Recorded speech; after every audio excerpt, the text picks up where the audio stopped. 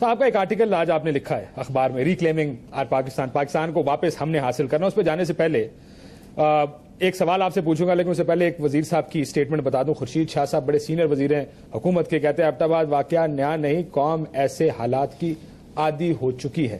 یہ ہے ہماری پارلیمان کی سوچ. شاید باہر نکل کے لوگوں سے نہیں پوچھا ان میں سے کسی نے کہ لوگ اس کے بارے میں کیا سوچتے ہیں خان صاحب. لیکن استعفیٰ کس کس کو دینا چاہیے؟ دو سوال بنیادی بنتے ہیں. ایک تو انٹیلیجنس فیلئر کو اسامہ بن لادن وہاں پہ موجود تھا اور ہمیں پتا تھا یا نہیں. دوسرا جو شاید زیادہ سیریس سوال ہے وہ یہ کہ امریکی ہیلیز پاکستان آتے ہیں 1 گھنٹہ 20 منٹ کے لیے، واپس چلے جاتے ہیں. یقین مانیے اگر وہ ایک امریکی ہیلی کاپٹر وہاں گرتا نہیں تو ہمیں ان کے جانے کے بعد بھی پتہ نہیں چلنا تھا کہ امریکی پاکستان آ کے واپس چلے گئے. اس کا جواب کون دے گا؟ اس کا جواب اصولاً ایک ڈیموکریسی کے اندر چیف ایگزیکٹو دیتا ہے جو ہوتا ہے پرائم منسٹر. ٹھیک، اگر تو آج پرائم منسٹر ہمیں یہ کہہ دے کہ جی ہم کچھ نہیں کر سکتے، ہم نے فوج کے ہاتھ سارا چھوڑ دیا وار آن ٹیرر کہہ دے، یا ہم فوج ہماری علیحدہ ایک آٹونومس باڈی ہمارے کنٹرول میں نہیں ہے، یہ ہمیں کہہ دے تو پھر ڈائریکٹ ہم جائیں گے جنرل کیانی کے پاس کہ آپ قصوروار ہیں. سر لیکن آپ نے اصولاً بات کی نا، حقیقتاً تو واقعی جنرل کیانی ہے. ڈیموکریسی کے اندر پرائم منسٹر چیف ایگزیکٹو ہے.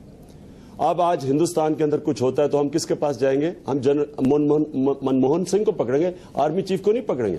ہاں، منموہن سنگھ کا پھر فیصلہ ہے کہ کیا آرمی چیف ریسپانسبل ہے، جو بھی ہے نیچے اس کا کام ہے.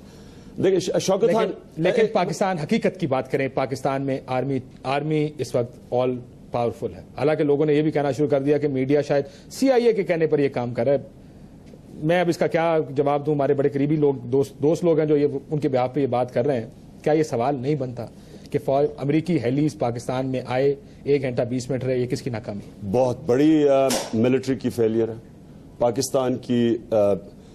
ملٹری کی بہت بڑی فیلئر، ملٹری انٹیلیجنس دونوں کی فیلئر ہے. لیکن ان کی بھی فیلئر ہے.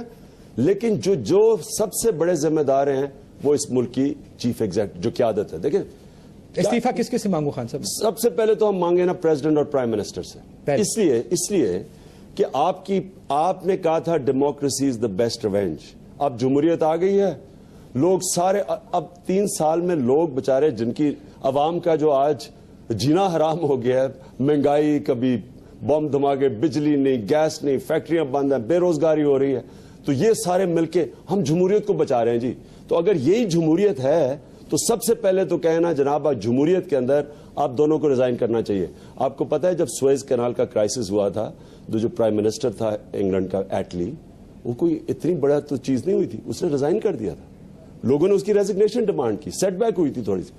یہاں جو ہو رہا ہے ساری وار آن ٹیرر میں، اور یہ جو آخری آ گیا ہے جس کی وجہ سے اب پاکستان کی سلامتی خطرے میں ہے. یہ اس انسیڈنٹ کے بعد یاد رکھنا، انہوں نے کہا، امریکنوں نے کہا ہم آگے بھی کریں گے.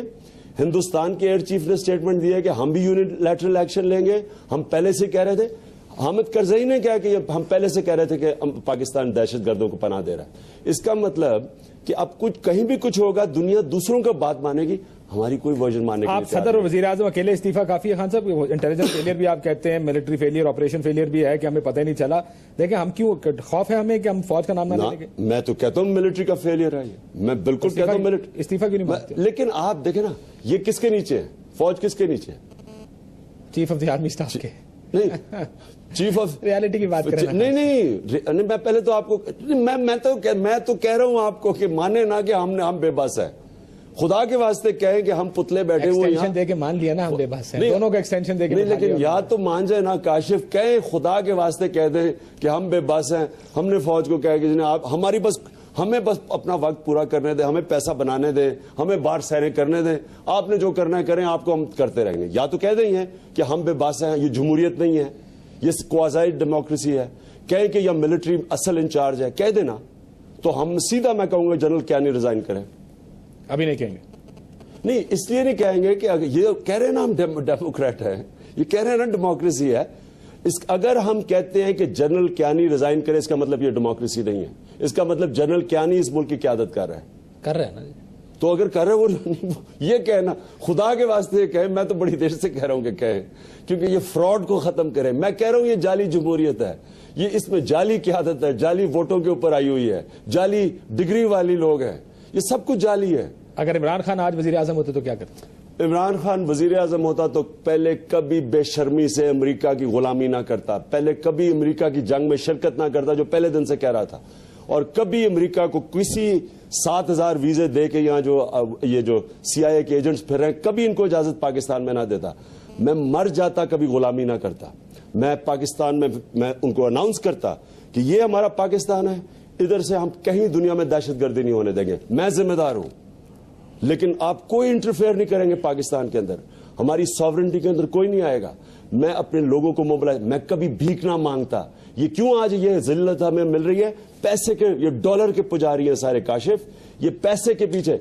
ایک وقت آیا جناب ہم سارے جہادی بن گئے, جہاد بڑی اچھی چیز ہے. یہی جو لوگ آج بڑے بڑے انلائٹنڈ ماڈریٹر سوٹ پہنے ہوئے نا, انہوں نے ایسی کوٹیاں پہنی ہوتی تھی آج سے 20 سال پہلے جب جہاد بڑی پاپولر تھی, کیونکہ جہاد میں ڈالر تھے, جہاد کرنے میں ڈالر آ رہے تھے.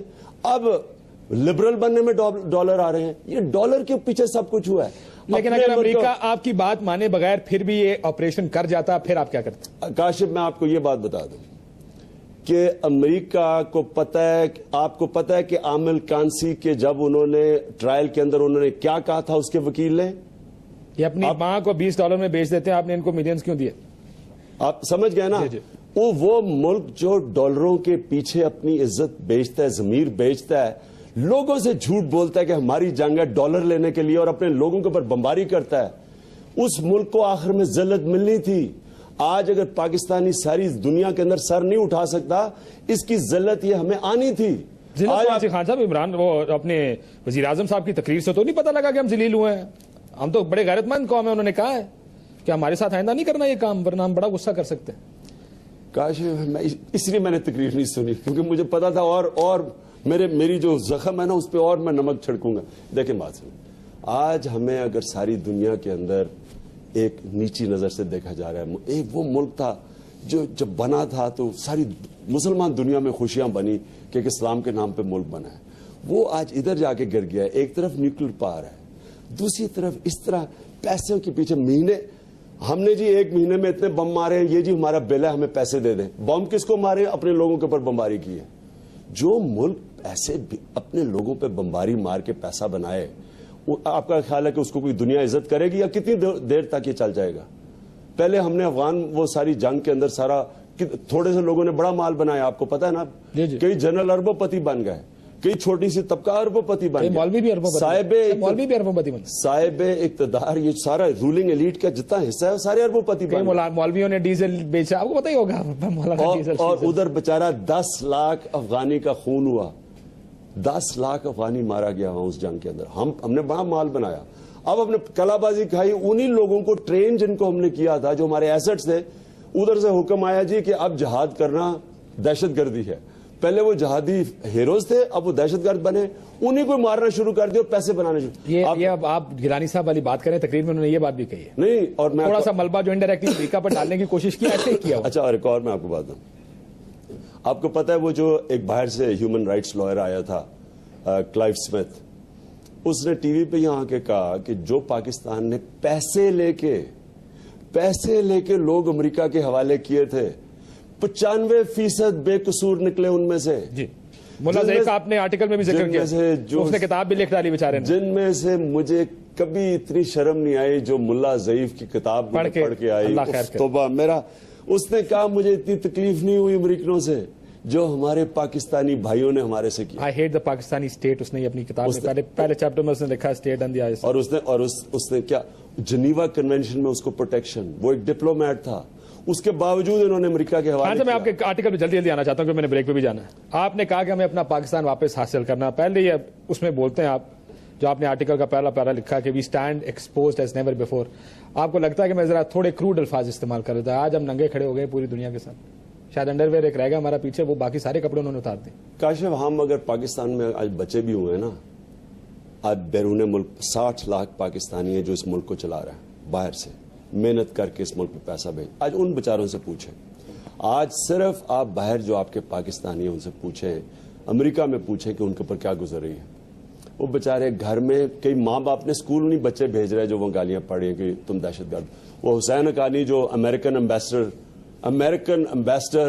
ایکٹنگ آن پاکستان بہاف, میں یہ کہہ رہا ہوں نا, وہ جو وہاں بیٹھا ہو اس کو بھی کالز آ گئی ہیں. وہ بڑا جناب خیر وہ اس کا میں کیا بات, طبیعت خراب ہوگی ان بیچاروں. ہاں اس کی طبیعت خراب ہوگی کہ اس کو ٹیلی فون کالز آ گئے گالیوں کے مار. تو یعنی کہ یہ آج باہر کے ملک میں لوگوں کا حال ہے. اتنے مشکل وقت سے لوگ گزرے. آپ کہتے ہیں کہ 1971 کے بعد پہلی مرتبہ قوم اتنی غصے میں, اتنی شرمندہ اور اتنی ڈیفینس لیس کھڑی ہے. بڑی سیریس موقع آ گیا پاکستان کے لیے. ڈیفینس لیس کہ آج کہیں القاعدہ کا بیک لیش کسی ملک کے اندر یورپ میں خدا نخواستہ آیا اور وہاں لوگ مر گئے, بڑا دھماکہ ہو گیا. میں آپ کو یہ بتانے لگا ہوں کہ پاکستان کوئی کچھ کر سکتے ہیں. پاکستان میں آپ کو پتا ہے فیصل شہزاد کا جب وہ فیل ہوا بام اٹیک, باب وڈورتھ کی کتاب میں وہ لکھتا ہے کہ وہاں کا CIA چیف یا آصف زرداری کو کہتا ہے کہ اگر یہ کامیاب ہو جاتا 150 پاکستان کے علاقوں میں بومنگ کرنی تھی ہم نے, تو 34,000 لوگ مروا لیے ہیں, اربوں ڈالر خرچ کروا لیا ہے. آج ہم اس سے زیادہ خطرے میں ہیں. اس لیے کاشف آپ کے پروگرام میں بھی میں شروع میں آتا تھا, کبھی پرانی کلپس دکھا دیا کریں کہ میں پہلے دن سے کہہ رہا تھا کہ کسی کی جنگ میں نہ جاؤ. اور مجھے یاد ہے یہاں بیٹھ کے بکاؤ لوگ, ضمیر بھی بکے ہوئے تھے, پیسے بنانے والے لوگ یہاں بیٹھ کے سیاستدان کہتے کہ نہیں جی یہ تو ہماری جنگ ہے. نہیں خان صاحب, آپ ڈیفینس لیس جب کہتے ہیں تو آپ کس سینس میں کہہ رہے ہیں؟ القاعدہ کے خطرے کی وجہ سے ڈیفینس لیس کہہ رہے ہیں کہ ہمارا دفاع کوئی نہیں, ہمیں لگتا ہے کہ ہمارا دفاع نہیں ہو سکتا, یا اس وجہ سے کہہ رہے ہیں کہ امریکی ہیلیز ہمارے پاکستان کی سرزمین پر آتے ہیں, 1 گھنٹہ 20 منٹ کر کے کام اپنا چلے جاتے ہیں, اور ہمیں ہماری فوج کو اور ہمارے جن لوگوں کو ہمارا 50% بجٹ آتا ہے ان کو پتہ نہیں چلتا کہ کس وقت آئے کس وقت نکل گئے. تو اب اگر کہیں خدا نہ خاصا دوبارہ حملہ ہو گیا تو ہمارا دفاع کون؟ یہ خدشہ یا خوف ہے آپ کو؟ ڈیفینسلس تو ایسے ہیں نا کاشف کہ ہمارے پاس ہم نے کتنے انہوں نے فوج نے کہا کہ 7,000 ویزے دیے ISI کی کلیئرنس کے بغیر. تو کوئی 7,000 یہ لوگ پھر ہی رہے نا یا پاکستان کے اندر, یہ کون لوگ پھر رہے ہیں؟ یہ ریمنڈ ڈیوس ٹائپ 7,000 ریمبوز پھر رہے ہیں نا پاکستان میں. اب یہ کیا کام کر رہے ہیں, کیا کر رہے ہیں؟ ایک تو یہ ہو گیا. آپ جب کہتے ہیں نا, مجھے ہمیشہ شک ہوتا تھا کہ کون سا کوئی مسلمان چھوڑیں کوئی انسان ہو جو مسجدوں میں بم دھماکے کرتا ہے, مزار اڑا دیتا ہے. ہمیں کیا پتا کون کیا کر رہا ہے اب یہاں, نمبر 1. دوسری چیز یہ کہ ہمیں ڈیفینس لیس اس لیے ہیں کہ اب اگر کوئی باہر دھماکہ ہوتا ہے تو یہ UN ریزولوشن پاس کروا دیں گے پاکستان کے اوپر. تو اس آپ نے پتہ نہیں فوج کا نام لینے سے آپ کو کترا کیوں رہے؟ کیونکہ یہ سوال بہت پاکستان میں اس وقت ہے کہ ہمارا دفاع کون کرے گا. نہیں لیکن میں آپ کو کچھ اور کہہ رہا ہوں. میں آپ کو کہہ رہا ہوں کہ آپ تو دہشت گردوں کی طرف سے کہہ رہے ہیں نا, میں تو دوسری طرف سے بھی کہہ رہا ہوں کہ ملک میں تو جو سوال ہے اس سارے انسیڈنٹ کے بعد, میں ایک بریک لے لوں, بریک کے بعد واپس آتا ہوں, اس کا جواب دے سکے مجھے, کہ لوگوں کا یہ بھی سوال ہے کہ اگر امریکی اس طرح دہلیز بغیر پاکستان کو پتہ چلے آ سکتے ہیں, کہا اگر ہندوستان آ گیا تو ہمیں کون کس طرح پتہ چلے گا؟ اس کا جواب میں آپ سے بریک کے بعد مانگتا ہوں. ناظرین لیتے چھوٹا سا بریک, اور اس کے بعد عمران خان صاحب سے یہ بھی پوچھنا چاہتا ہوں کہ امریکہ اس موڈ میں جس میں اسامہ بن لادن کو کہتے ہیں کہ بھائی آپ کو ہمیں بتانے کی ضرورت نہیں ہے, پاکستان اس میں کر کیا سکتا تھا؟ اگر خان صاحب اس جگہ بیٹھے ہوں تو یہ کیا کریں؟ After the show.